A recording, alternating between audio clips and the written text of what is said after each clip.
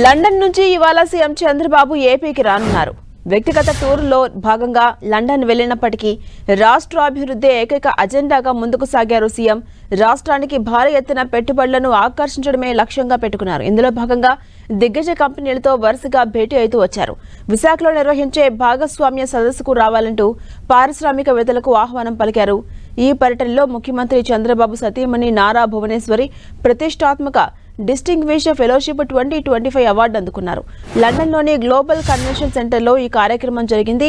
Heritage foods సంస్థకు excellence in corporate governance విభాగంలో లభించిన గోల్డెన్ పీకాక్ అవార్డును ఆ సంస్థ వీసీఎండీ అయిన భువనేశ్వరికి ఇదే వేదికపై అందజేశారు. ముఖ్యమంత్రి చంద్రబాబు ఈ కార్యక్రమంలో ప్రత్యేక అతిథిగా పాల్గొని ప్రసంగించారు.